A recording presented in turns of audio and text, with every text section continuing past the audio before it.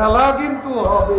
গলি গলি में शो कनेक्ट किया बड़ा छो খেলা হবে খেলা হবে খেলা হবে। বিএনপি কোথায় পালিয়ে গেছে? ছাত্র জনতার আন্দোলনে তৈরি হওয়া গণজোয়ারের প্রচণ্ড চাপের মুখে পালিয়ে যেতে বাধ্য হন সাবেক প্রধানমন্ত্রী শেখ হাসিনা। জায়গা হয় নিরাপদ আশ্রয়স্থল ভারতে। এরপরে দেশ ছাড়তে শুরু করে আওয়ামী লীগের শীর্ষ নেতারা। কিন্তু প্রশ্ন ওঠে, আওয়ামী লীগ সাধারণ সম্পাদক উবায়দুল কাদেরের অবস্থান কোথায়? তিনি দেশে না বিদেশে? এমন প্রশ্ন ছিল রাজনৈতিক মহলে।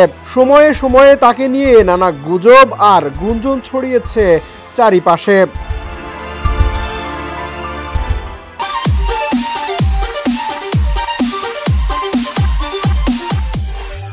এবার বেরিয়ে আসলো উবায়দুল কাদেরের দেশ ত্যাগের তথ্য।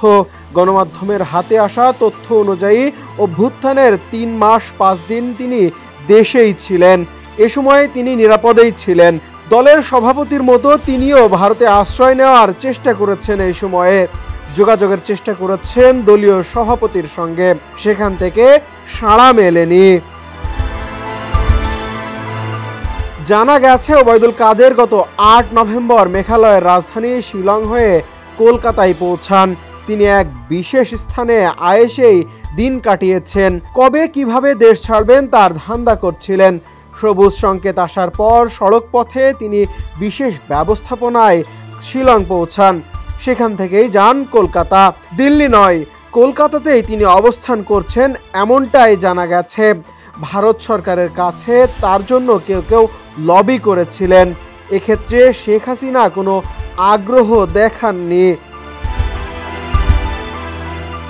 এ ঘটনা সংবাদ মাধ্যমে প্রকাশের পর কাদের কিভাবে দেশ ছাড়লেন জানতে চেয়েছে আদালত।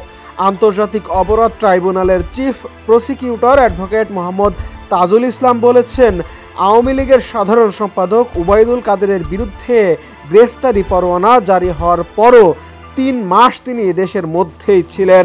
এরপরও তিনি কিভাবে বিদেশ চলে গেলেন সেটি আইন শৃঙ্খলা রক্ষাকারী বাহিনীর কাছে জানতে চেয়েছে আদালত। অ্যাডভোকেট তাজুল ইসলাম বলেন, বিগত 16 বছর ধরে গোপন কারাগারে গুম, নির্যাতন, খুনের সঙ্গে নিউক্লিয়াস শেখ হাসিনা জড়িত। এসব কার্যক্রমে তার সম্পৃক্ততা সরাসরি পাওয়া গেছে। ভারতের সঙ্গে চুক্তি বিষয়ে তিনি বলেন, ভারতের সঙ্গে যেসব চুক্তি হয়েছে সেসব বিষয়ে কি পদক্ষেপ নেওয়া হয়েছে সেটি জানতে 2 সপ্তাহ সময় দিয়েছেন আদালত।